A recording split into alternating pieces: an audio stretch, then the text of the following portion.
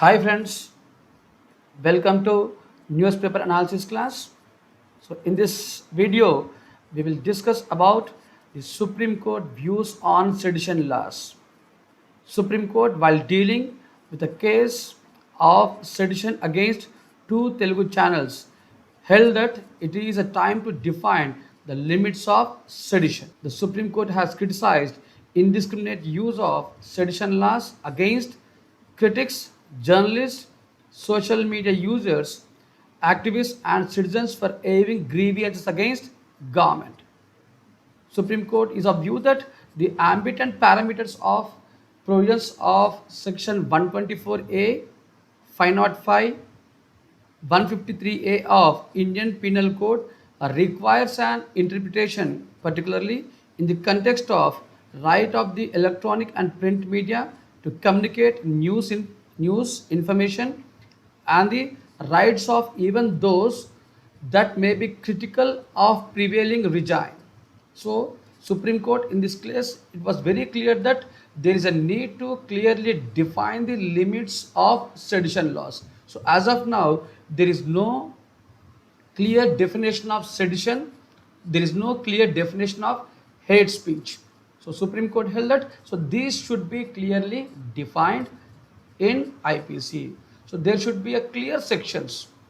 There should be a clarity on these laws, right? So because of the existing vagueness, it is being indiscriminately used. Similarly, Supreme Court in another case quashed a sedition case registered against a senior journalist and Padma Shri awardee Vinod Dua for his critical remarks against Prime Minister, right?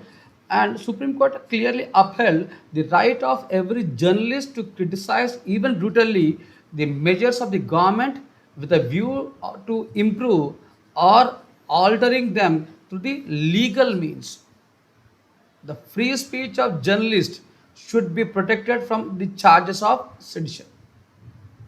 So the media has every right to speak, to criticize the government. At the same time, the Supreme Court has upheld the right to utter honest and reasonable criticism, right, which is a source of strength to a community, but not a weakness. So the time has gone away, right? According to Supreme Court, the time is long past when the mere criticism of government was sufficient to constitute a sedition.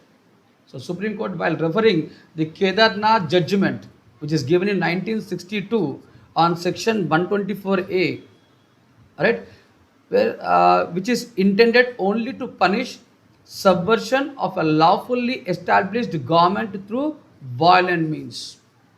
So that means, right, in 1962 Kedarnath Singh judgment, Supreme Court clearly held that sedition laws can be used, sedition laws can be invoked only to punish all those acts of subverting a lawfully established government by using a violent means. So in other way, these laws cannot be used against all those acts which are not intended to create any kind of violence. This is what the Supreme Court clearly brought the need to clearly define these sedition laws, right? At the same time, protect the rights, liberties, and freedoms of the individual. So, in this case, let us look over the previous judgments where Supreme Court has interpreted the.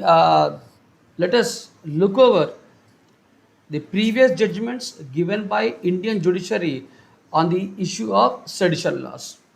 Right. The first one is the Kedarnath Singh versus State of Bihar case. In this case, Section 124A has been challenged in various courts on the specific issue. So the validity of the provisions itself was upheld by Constitution Bench in 1962, right, in this Kedarnath Singh versus State of Bihar case, where in this case the Supreme Court went into the issue whether the law on sedition is consistent with the fundamental rights under Article 19(1)(a), which guarantees every citizen's a freedom of speech and expression. And Supreme Court laid down that every citizen has a right to say or write about the government by way of criticism or a comment, as long as it does not incite people to violence against the government, or it does not create any public disorder.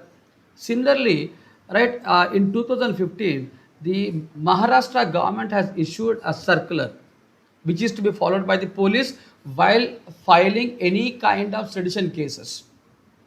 And the Bombay High Court, right, upholding this Maharashtra circular, once again used the Kedarnath judgment and said that there is a need to lay down a parameters for invocation of section 124A. Otherwise, a situation would result in which an unrestricted recourse to section 124A would result in a serious encroachment of guarantee of personal liberty conferred upon every citizen of a free society. Bombay High Court gave this judgment while dealing with a public interest litigation on a sedition case filed against a cartoonist, Asim Trivedi. So while delivering judgment on this PIL, right, Bombay High Court has upheld this Maharashtra circular and clearly said that there should be a clear guidelines, parameters that should be laid before invoking section 124A.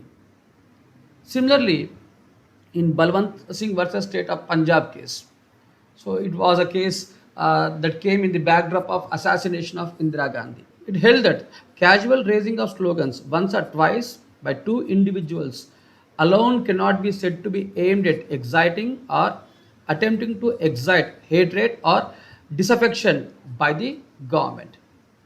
Right? So court observed that provisions of section 124A of IPC cannot be invoked to penalize criticism of the person for a time being. All these cases, right? Supreme Court cautioned on the usage of section 124A. So these are the judgments we should remember for our exam.